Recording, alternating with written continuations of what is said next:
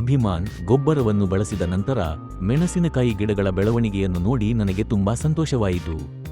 ಬೆಳೆ ನೋಡಲು ಅತ್ಯಂತ ಚೆನ್ನಾಗಿದೆ. ಕೊಂಬೆಗಳು ಚೆನ್ನಾಗಿ ಬೆಳೆದಿವೆ. ಹೂ ಬಿಡುವುದು, ಕಾಯಿ ಹಿಡಿಯುವುದು ಹಾಗೂ ಕಾಯಿಗಳ ಬೆಳವಣಿಗೆ ಎಲ್ಲವೂ ಅತ್ಯುತ್ತಮವಾಗಿ ನಡೆಯುತ್ತಿದೆ. ಈ ಹಂತದಲ್ಲಿ ಕಾಯಿಗಳು ಉತ್ತಮ ಗಾತ್ರವನ್ನು ತಲುಪಿರುವುದು ಗಮನಾರ್ಹ ಸಾಧನೆಯಾಗಿದೆ. ಸಾಮಾನ್ಯವಾಗಿ ಮೊದಲ ಕೊಯ್ಲಿನ ನಂತರ ಮತ್ತೆ ಬೆಳೆ ಕಾಯಿ ಹಿಡಿಯುವಂತೆ ಮಾಡುವುದು ದೊಡ್ಡ ಸವಾಲಾಗಿರುತ್ತದೆ. ಆದರೆ ನಾನು ಈ APKS ಆರ್ಗಾನಿಕ್ಸ್ ಗೊಬ್ಬರವನ್ನು ಬಳಸಲು ಆರಂಭಿಸಿದ ನಂತರ ಆ ಸಮಸ್ಯೆ ಎದುರಾಗಿಲ್ಲ. ಕೊಂಬೆಗಳ ಬೆಳವಣಿಗೆ ಹಾಗೂ ಮೆಣಸಿನಕಾಯಿ ಗಿಡಗಳ ಒಟ್ಟಾರೆ ಆರೋಗ್ಯ ಅತ್ಯುತ್ತಮವಾಗಿದೆ. ಹೂ ಬಿಡುವುದು, ಕಾಯಿ ಹಿಡಿಯುವುದು ಹಾಗೂ ಕಾಯಿಗಳ ಗಾತ್ರವನ್ನು ಹೆಚ್ಚಿಸುವ ಉದ್ದೇಶದಿಂದಲೇ ನಾನು ವಿಶೇಷವಾಗಿ FL77 ಅನ್ನು ಖರೀದಿಸಿದೆ. ಅವರ ಸಲಹೆಗಳನ್ನು ಅನುಸರಿಸಿದ ಪರಿಣಾಮ ಹೂ ಬಿಡುವ ಹಂತದಿಂದ ಕಾಯಿ ಹಿಡಿಯುವವರೆಗೂ ಪ್ರತಿಯೊಂದು ಹಂತದಲ್ಲೂ ಅತ್ಯುತ್ತಮ ಫಲಿತಾಂಶಗಳನ್ನು ಪಡೆದಿದ್ದೇನೆ. ಅಭಿಮಾನ್ ಬಳಸಿದ ಪರಿಣಾಮ ನನಗೆ 10 ಕ್ವಿಂಟಲ್ ಇಳುವರಿ ದೊರಕಿತು. ಇದರ ಪ್ರಸ್ತುತ ಮೌಲ್ಯ 23,000 ರೂಪಾಯಿ ಆಗಿದೆ. ಎಲ್ಲರಿಗೂ ನಮಸ್ಕಾರ. ನಾನು ಆಂಧ್ರ ಪ್ರದೇಶದ ಬಾಪಟ್ಲ ಜಿಲ್ಲೆಯವನಾಗಿದ್ದೇನೆ. ನನ್ನ ಹೆಸರು ಕೋರಂಟ್ಲ ವೆಂಕಟ ಸುಬ್ಬಾರಾವ್. ನಮ್ಮ ಗ್ರಾಮದಲ್ಲಿ ಸಾಮಾನ್ಯವಾಗಿ ಜೋಳ, ಕಡಲೆ ಹಾಗೂ ಮೆಣಸಿನಕಾಯಿ ಬೆಳೆಗಳನ್ನು ಬೆಳೆಯುತ್ತೇವೆ. ಇಲ್ಲಿ ನಾನು 1.5 ಎಕರೆ ಪ್ರದೇಶದಲ್ಲಿ ಮೆಣಸಿನಕಾಯಿ ಬೆಳೆದಿದ್ದೇನೆ. ಜೊತೆಗೆ ಇನ್ನೂ ಅರ್ಧ ಎಕರೆ ಜಮೀನು ಸ್ವಲ್ಪ ಒಳಭಾಗದಲ್ಲಿದೆ. ಈ 1.5 ಎಕರೆ ಜಮೀನಿನಲ್ಲಿ ನಾನು ಅಭಿಮಾನ್ ಗೊಬ್ಬರವನ್ನು 2 ಬಾರಿ ಬಳಸಿದ್ದೇನೆ.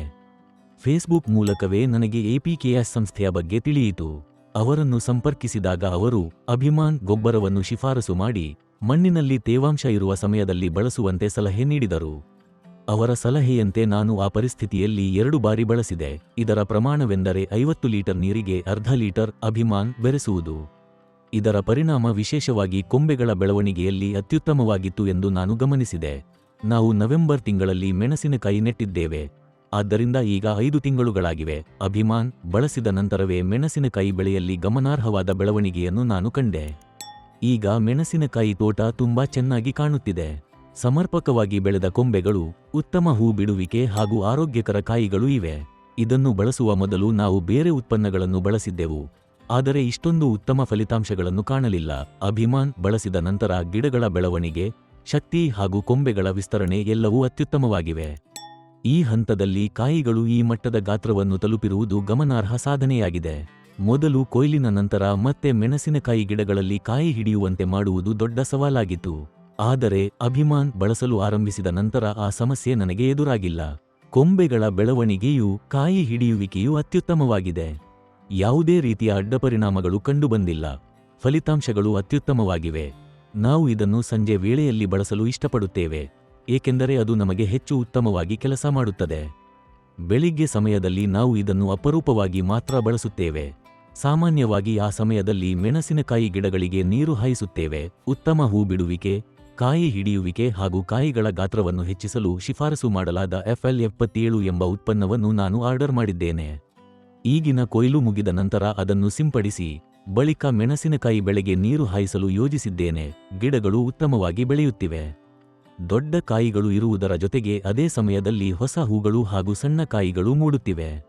ನಿನ್ನೆ ನಾವು ಹಸಿಮೆಣಸಿನಕಾಯಿ ಕೊಯ್ಲನ್ನು ಪೂರ್ಣಗೊಳಿಸಿದ್ದೇವೆ.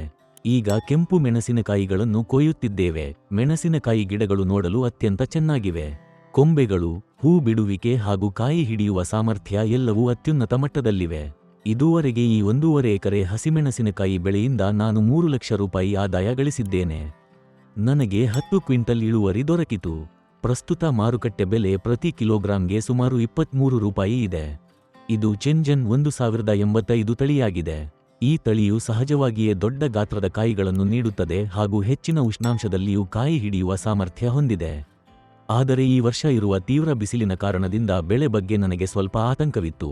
ಆದರೂ ಈಗಿನ ಪರಿಸ್ಥಿತಿಯಲ್ಲಿ, ವಿಶೇಷವಾಗಿ ಈ ಉತ್ಪನ್ನವನ್ನು ಬಳಸಿದ ನಂತರ, ಮೆಣಸಿನಕಾಯಿ ಗಿಡಗಳು ತುಂಬಾ ಆರೋಗ್ಯಕರವಾಗಿ ಕಾಣುತ್ತಿವೆ. ಮುಂದಿನ ದಿನಗಳಲ್ಲಿ ಅವು ಹೇಗೆ ಬೆಳೆಯುತ್ತವೆ ಎಂಬುದನ್ನು ಕಾದು ನೋಡಬೇಕು. ನಾವು ಹಸಿಮೆಣಸಿನಕಾಯಿ ಕೊಯ್ಲನ್ನು ಪೂರ್ಣಗೊಳಿಸಿದ್ದೇವೆ. ಈಗ ಕೆಂಪಾಗಿ ಹಣ್ಣಾದ ಮೆಣಸಿನಕಾಯಿಗಳನ್ನು ಕೊಯ್ಯುತ್ತಿದ್ದೇವೆ. ಧನ್ಯವಾದಗಳು.